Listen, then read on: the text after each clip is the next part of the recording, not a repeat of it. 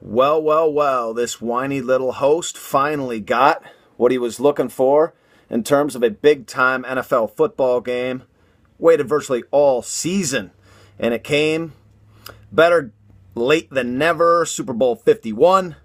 Of course, it had to be New England winning the ball game. Isn't everybody at this point tired of that?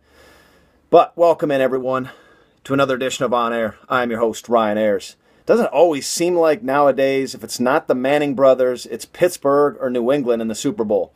So that's so exciting. But beyond that, let's just get right to the game. Yes, I admit, you go online, you start talking about the game and how it played out, and you're immediately called a Patriots or a Tom Brady hater. The guy's a great quarterback, one of the greats of all time, especially when he has his offensive line, keeping him upright.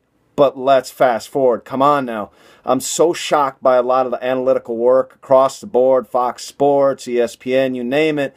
They just go into this fawn fest over Tom Brady instead of going to the one reason. People are writing tons and tons of words out there about what took place, the catch by Edelman, and all the things that had to go right for New England.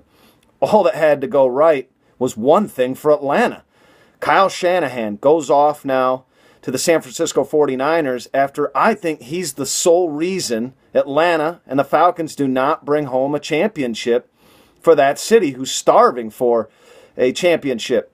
They've only got one team, and that was a strike-shortened season. That's the Atlanta Braves that brought home a World Series for them. So I think if anyone's got a little bit of a heart, you root for stories more than, being a part of, the hating crew or a bandwagon individual in terms of, rooting for, a team out there. I was rooting for Atlanta because of that. I was rooting for the Cleveland Indians in the fall. I was rooting for the Cleveland Cavaliers in the summertime. Everybody has a little bit of heart in them, I think, when they don't have their team that they grew up in it and their team on the line. But Kyle Shanahan, it's amazing. He gets to go off after basically screwing over Atlanta Falcons with a couple plays, and is now the head football coach of the San Francisco 49ers.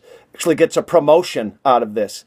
Like I said, let's fast forward. Julio Jones gets the ball to the 22-yard line with a spectacular throw and catch from Matt Ryan. So you have the ball right there in perfect field position, up 28-20. I mean, come on. It's no longer time to have your ego involved in this. I hear about Atlanta's always aggressive. You're up by 8 points with 4 minutes to go in the game. I'm joking with my brother as I'm watching the game. You could take quarterback kneels, but obviously you're not going to do something like that. But there's a way in the NFL and the game of football to protect your field position. Halfback dive left, halfback dive right. Keep that solid footing at the 22, or at least keep inside the 25-yard line. Give Matt Ryan a chance. He's one of the best field goal kickers in the NFL, and I truly believe that's the way to go. It's not being conservative. It's being smart. It's like Tiger Woods back in his prime on the golf course. He was the one guy who always took the mistake out of play. He didn't have to have the huge ego going on the back nine when he knew he was going to win the golf tournament. So take the ego out of play, Kyle Shanahan. I know you're a little bit too young, in my opinion, to be a head coach, and you kind of proved that on Sunday night. Get that ball in the air off Matt Bryant's foot. And if that goes up and in, 31-20, I know it's a lot of what ifs, but what are the odds he's going to miss a field goal from that length? So you've basically, with running the ball instead of dropping back and putting Matt Ryan in susceptible, awful positions to turn the football over or get sacked, you basically force New England out of all their timeouts, very little time on the clock, and at that point, why would you want it any other way, or how could you even ask for an even better situation against one of the greatest franchises of all time? The only way New England was going to win the Super Bowl was if they won an onside kick. It's amazing to me that Dan Quinn, who's been a part of 3 of the last 4 Super Bowls, wasn't able to kind of overrule the play calling that Kyle Shanahan put out there in the final several minutes. Basically all started from 8:41 on when Matt Ryan in 3rd and 1 fumbled the ball. And I think everybody in the stadium and watching the game was like, okay, 28-12, let's hold on.